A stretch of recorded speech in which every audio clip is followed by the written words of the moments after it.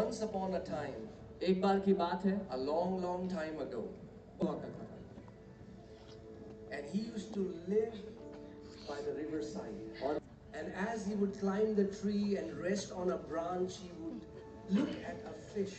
और जब वो पेड़ पे चढ़ता टहनी पे बैठता तो एक मछली को देखता। He was so fascinated looking at the fish. वो इतना हैरान होता उस मछली को देखकर। वो मछली फ्री थी और बहुत तेजी से तैरती थी, Swim so fast. बहुत तेज तैरा करती थी। And the monkey desired to be the fish. और वो बंदर वो मछली जैसा बनना चाहता था, वो मछली बनना चाहता था। The monkey had one dream. उस मंकी का एक सपना था, I want to be the fish. मुझे वो फिश बनना है। And he started to learn swimming. और उसने स्विमिंग सीखना शुरू कर दिया। And the more he swam, the better he became. जितना वो स्विमिंग करता रहा उतना अच्छा हो गया उसमें। And a time came when he could hold his breath for 10 minutes underwater. और एक टाइम आ गया जब वो बंदर 10 मिनट तक अपनी सांस पानी में रोक सकता And he था। became the fastest monkey. Fastest monkey बन गया पानी में तैरने वाला। But let me ask you a question. पर मैं एक क्वेश्चन पूछता हूँ, Did he become the fish? क्या वो फिश बन गया? नहीं, He was still a monkey who वो अभी learned how to swim. वो अभी भी एक मंकी था जिसने स्विम करना सीखा था। And then he went a step further. और फिर वो एक स्टेप आगे बढ़ He गया। saw some shiny leaves and made a suit for himself. उसने कुछ चमकीले पत्ते देखे, अपने लिए एक सूट बना लिया। And the monkey became like a mermaid monkey. और वो मरमेड जैसा दिखाई देने लगा monkey. But let me ask you this question. पर मैं एक क्वेश्चन पूछता हूँ, Did the monkey become the fish? क्या मंकी फिश बन गया? What can monkey do that he will become fish? Monkey क्या कर सकता है कि वो फिश बन जाए? Can he ever do anything externally that he can become fish? क्या वो बाहर से कुछ भी कर सकता है कि वो फिश बन जाए? If the monkey had to become fish, अगर उस मंकी को फिश बनना है, let me ask you this question first. मैं एक क्वेश्चन पूछता हूँ आपसे। What made monkey monkey and what made fish fish? वो जो बंदर है वो बंदर कैसे बना और वो जो फिश है वो फिश कैसे बनी? Monkey was born from a monkey. वो बंदर एक बंदर से पैदा हुआ था। It was the DNA in monkey that made monkey monkey and fish fish. उस बंदर का जो डीएनए था उसकी वजह से वो बंदर बंदर बना और फिश के डीएनए के कारण फिश जो है वो फिश बनी। If the monkey really wants to become fish, अगर उस मंकी को सच में फिश बनना है, then monkey has to be born again from a fish. तो उस बंदर को दोबारा पैदा होना होगा एक फिश से। We were born as sinners, हम पापी पैदा हुए थे, as monkeys, बंदर जैसे। and we tried to do all the religious work, but no matter what we did externally, it did not change an internal nature in us. और हमने सारे धार्मिक काम कर लिए लेकिन अंदर जो था वो नहीं बदल सकता था उससे। You know why? पता है क्यों? Because sin is not a behavior problem, sin is a birth problem. क्योंकि पाप एक बिहेवियर की प्रॉब्लम नहीं है, पाप पैदाइश की प्रॉब्लम है। Because the Bible teaches us that one sinner gave birth to another sinner. Bible सिखाती है एक पापी से दूसरा पापी पैदा हुआ। Our behavior, God wants to change the source of our birth. Jesus said, unless a man be born again, he cannot enter the kingdom of God.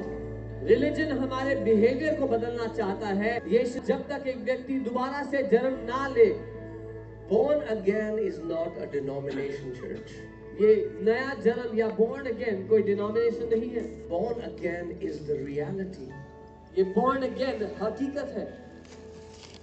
The Bible says in John 1:12, as many as received him, to them he gave the right to become the children of God. यूहन्ना 1:12 में लिखा है, जितनों ने उसको ग्रहण किया उनको उसने उसकी संतान होने का अधिकार दिया। They are not born of the will of man. They are not born of flesh and blood, but they are born of God. वो मनुष्य की इच्छा से नहीं, लहू और मांस की इच्छा से नहीं, परमेश्वर से उत्पन्न हुए, परमेश्वर से The पैदा हुए। day you receive Lord Jesus Christ in your heart, your genealogy changed. God, the creator of heavens and earth, became your daddy, became your heavenly Abba. जिस दिन आपने यीशु मसीह को ग्रहण किया, आपकी वंशावली बदल गई। वो परमेश्वर आपका पापा बन गया, आपका अब्बा बन गया। Amen. The day you know this truth, it is going to change your behavior as well. जिस दिन आप ये सच जान गए, आपका व्यवहार भी बदल जाएगा, behaviour. Sin will dominate you as long as you do not know who you are. पाप तब तक आप पे प्रभुता करेगा जब तक आपको नहीं पता आप कौन हो। The Bible says the old man was crucified with Christ with its passions. Bible कहती है वो पुराना मनुष्य उसकी लालसाओं के साथ क्रूस पर मार दिया गया। That old man who was abused, that old man who was a drunkard, that old man who was an adulterer, that old man who was a sinner has been crucified with Christ Jesus, and in Christ Jesus He has made you a brand new creation. वो पुराना मनुष्य जो पापी था, वो पुराना मनुष्य जो नशे की लत में था, वो पुराना मनुष्य जो सब गलत चीजों में था, वो मार दिया गया। आप एक नई सृष्टि बनाए गए हो। The Bible says in 2 Corinthians 5:17, therefore if any man, doesn't matter their nationality, any man, Chinese, Indian, African, it doesn't matter which tribe, which tongue they are from, therefore if any man be in Christ, he is a new creation. दूसरा कुरिन्थियों 5:17, अगर कोई मसीह में है, फर्क नहीं पड़ता आप किस देश से हो, किस भाषा से हो, किस गोत्र से हो, कोई भी जो मसीह में है वो एक नई सृष्टि है। Do you know this word new comes from the Greek word kainos? आप जानते हैं जो नया शब्द है यूनानी के काइनोस शब्द से आता है। This is not renewed person. ये ठीक किया गया व्यक्ति नहीं है। This is not refurbished. ये पुराने को ठीक मरम्मत नहीं किया।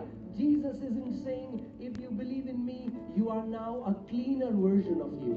यीशु ये नहीं कह रहा है अगर मुझे मानते हो तो एक पुराने का साफ वर्जन तुम हो।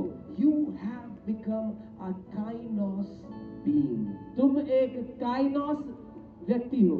And this word kainos means a new kind of new which never existed before, a species that never existed before. और ये काइनोस एक ऐसा नया सृष्टि है जो पहले कभी था ही नहीं। Come on, turn to your neighbor and say, you are not ordinary. अपने पड़ोसी को कहो आप साधारण नहीं हो।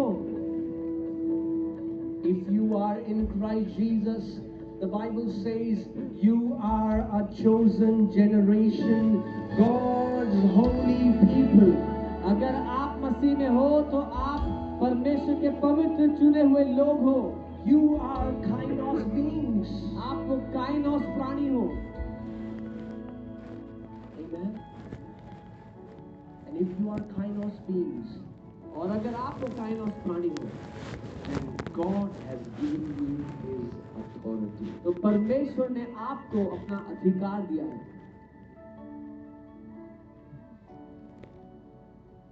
You know, before I was born again, my mother was tormented with demons as long as I remember. नया जन्म पाने से पहले मेरी मम्मी को दुष्ट आत्माओं ने सताया हुआ था जब से मुझे याद है। My childhood was traumatic. I had low self-esteem. I was planning to end my life when I was 19 years old. मेरे बचपन में बहुत ट्रॉमा हुआ और मेरा बहुत ही आत्मविश्वास बहुत कम था और 19 साल की उम्र में मैं आत्महत्या करना चाहता था। But it was at that time I gave my life to Jesus. लेकिन वो समय था जब मैंने अपनी जिंदगी यीशु मसीह को दी And I received a brand new life. और एक नया जीवन मुझे मिल गया। Not an ordinary life, but God kind of life. कोई साधारण जीवन नहीं, लेकिन परमेश्वर का सा जीवन। That's what Jesus said. He said, I have come to give you God kind of life, and that kind of life in abundance. यही यीशु ने कहा, मैं तुम्हें परमेश्वर का जीवन देने आया हूँ और बहुत आयत में देने आया हूँ। Amen. आमीन।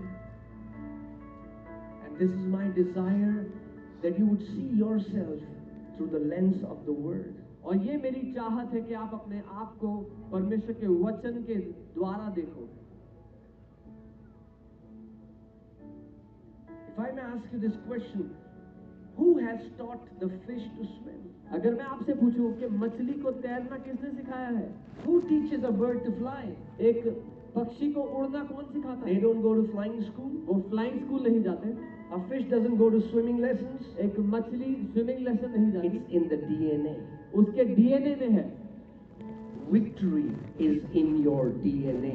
जय आपके डीएनए में है। I said victory is in your DNA. मैंने कहा जय आपके डीएनए में If है। you are in Christ Jesus, you are called to be a victorious champion. अगर आप मसीह यीशु में हो तो आप एक जयवंत योद्धा होने के लिए बुलाए गए हो। There is absolutely nothing that can bind you.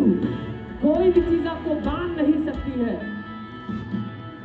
All that you have to do is know who you are in Christ Jesus. आपको जान लेना है कि आप मसीह यीशु में कौन हो। The Bible says in 1 John 5:4, whatsoever is born of God overcomes this world.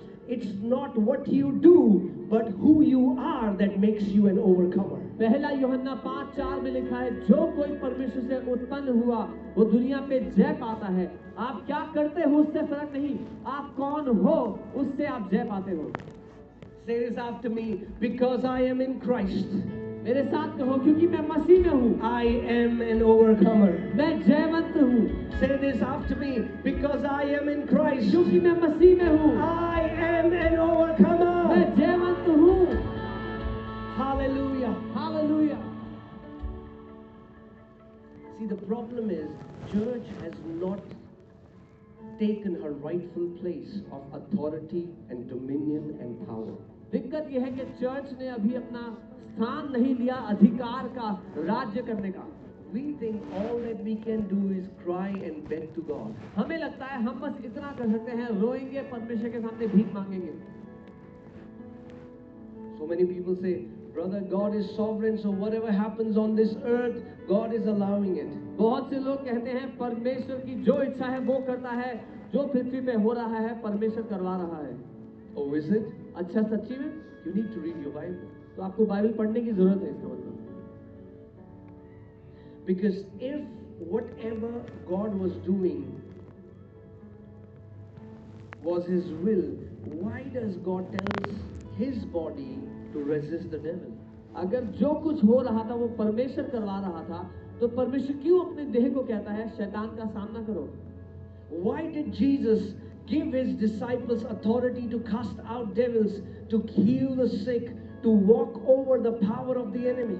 क्यों यीशु ने अधिकार दिया अपने चेलों को दुष्ट आत्माओं को निकालने का, बीमारों को चंगा करने का?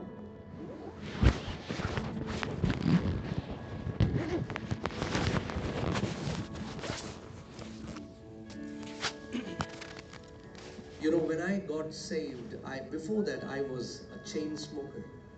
अब जानते हैं उद्धार पाने से पहले मैं चेन स्मोकर I था। was bound with this habit. मैं इस लत में बंधा हुआ था। And then I got saved. फिर मैंने उद्धार पाया, But I could not shake this out of me. पर मैं इस एडिक्शन से आजाद नहीं हो सका। I used to